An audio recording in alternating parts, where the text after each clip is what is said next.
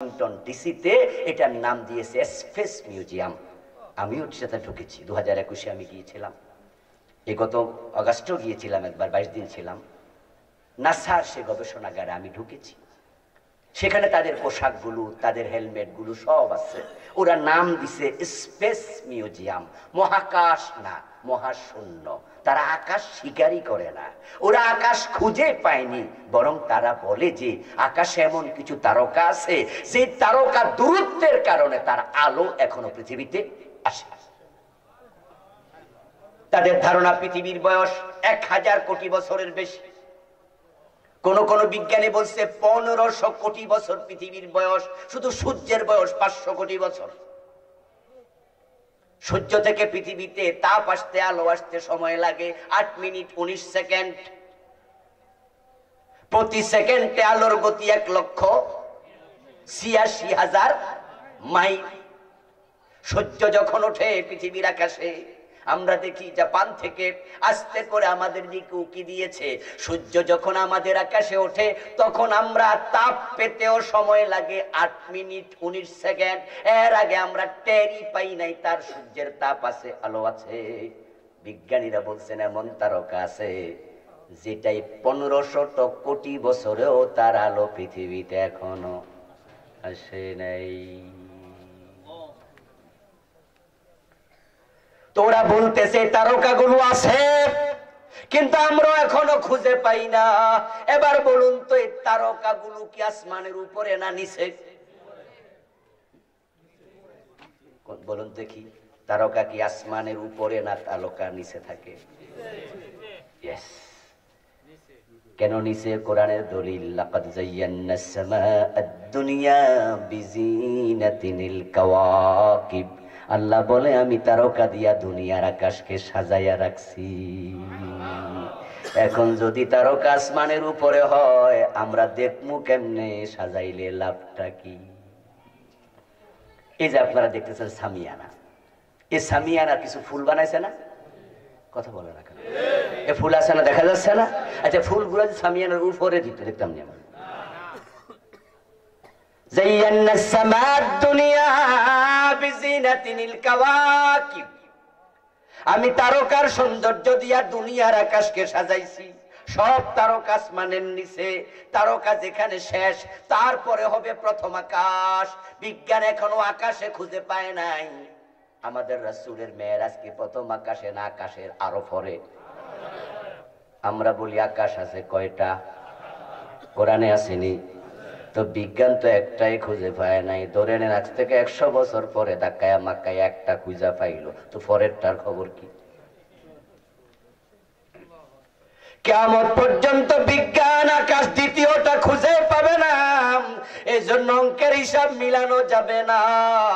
আবু বকরের মতো মেয়েরা শুনে বিশ্বাস করিতেই। তবে হ্যাঁ, গবেষণা জায়েজ। গবেষণা আমি করবো একটু পরে আপনাদের সামনে।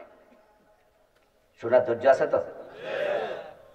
গবেষণা জায়েজ, এবং বিজ্ঞানীরাই বলবে এই মেয়েরা সম্ভব। তাদের থিওরি দিয়ে আমরা প্রমাণ করবো ইনশাআল্লাহ। কিন্তু বিশ্বাস হবে আগে, গবেষণা হবে পরে। কারণ আকাশে রাসূল গিয়েছেন, আবু বকর সিদ্দিক শুনে বলে ঠিক। লোকেরা জিজ্ঞাসা করলো কেমনে ঠিক? আবু বকর জবাব দেন, মিয়ারা শোনো, আমি তো আমার নবীর মুখে শুনেছি আল্লাহ আছে, কোনোদিন দেখি নাই, না দেখে বিশ্বাস করেছি। উনি বলেছেন ফেরেশতা আছে, না দেখে বিশ্বাস করেছি। উনি বলেছেন জান্নাত জাহান্নাম আছে, না দেখে বিশ্বাস করেছি। উনি বলেছেন মেরাজে গিয়েছেন, প্রশ্ন করব কেন, এটাও তাই বিশ্বাস করেছি।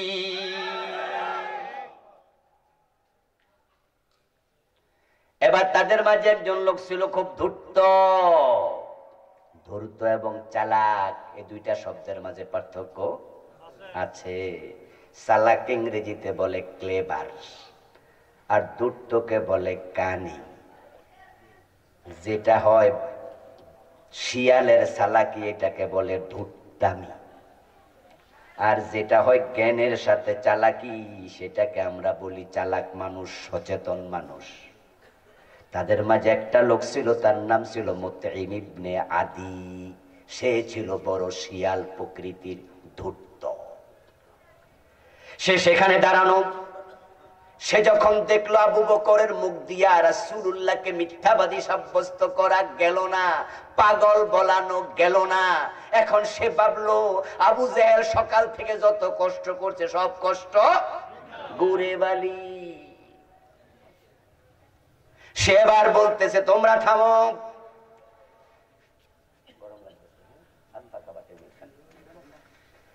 তোমরা থামো।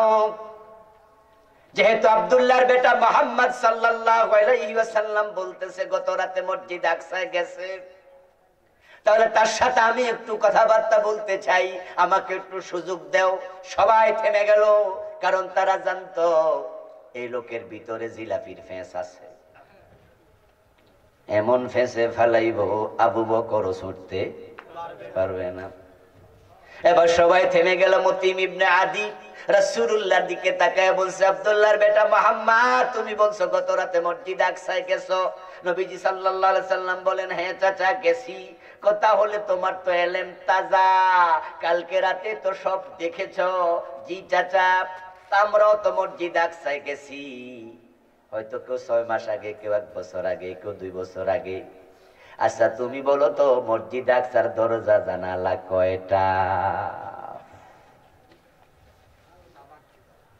এই হারামি এমন প্রশ্ন করলো, সে বুঝে যে এই উত্তর দিতে। আচ্ছা বলেন তো, এটা একটা প্রশ্ন হইল। এই যে আজকের মাহফিলে আপনারা আইছেন, এই মাহফিলে বাঁশ আছে কয়টা, কে কইতে পারবেন? আমরা কি বাঁশ গুনতে আইছি?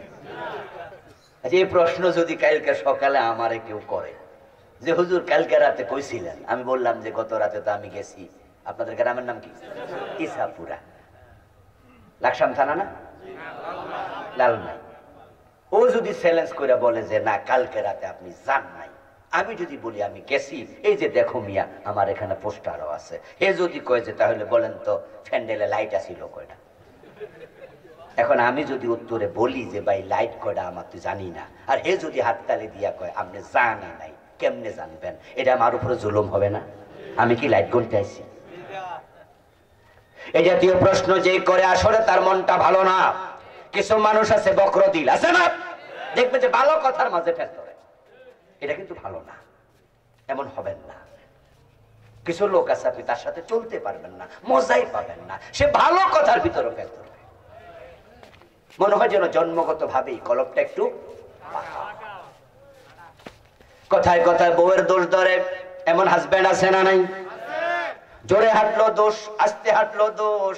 বৌমার দোষ ধরার জন্য শাশুড়ি সারাক্ষণ তাকায়া থাকে, এমন শাশুড়ি আছে না নাই? এগুলো ভালো শাশুড়ি, ভালো হাজবেন্ডের লক্ষণ না।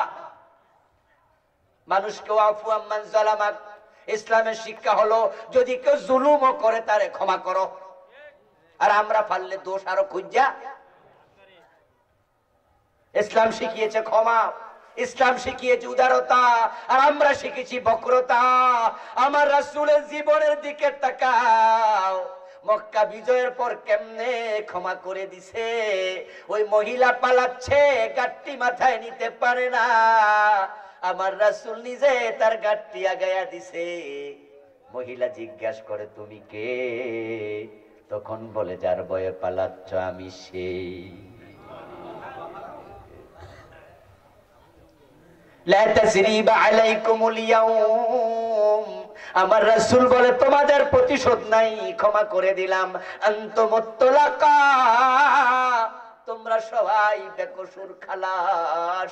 আমাকে দেশ থেকে বাধ্য করেছো, আমাকে হত্যার জন্য তলোয়ার হাতে নিয়েছো, আমার মাথা কাটতে পারলে 100 লালন পুরস্কার ঘোষণা করেছো, কিন্তু আমি আব্দুল্লাহর বেটা মুহাম্মদ নবী রাসূলুল্লাহ সবাইকে ক্ষমা করে দিলাম।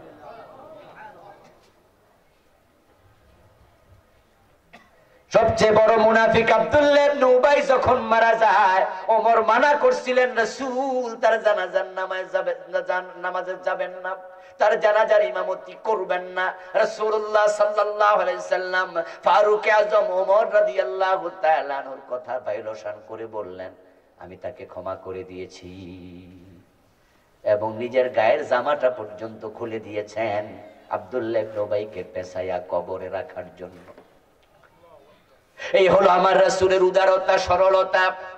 আর আমরা কত বক্র!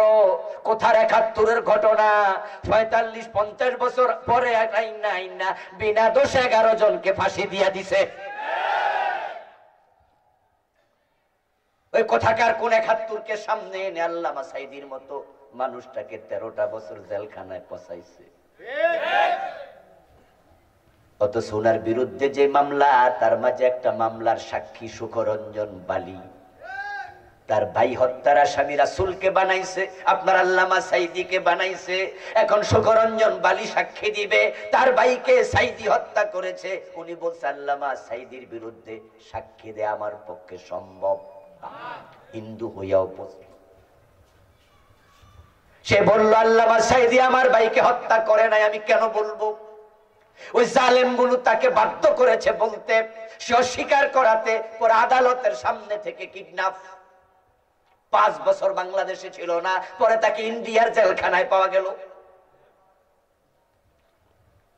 আল্লামা সাঈদী রহমাতুল্লাহি আলাইহিকে ১৩টা বছর পচায়া জেলখানায় বন্দী রেখে শেষ পর্যন্ত হাসপাতালে এনে উনাকে বিষ প্রয়োগে তারা হত্যা করেছে।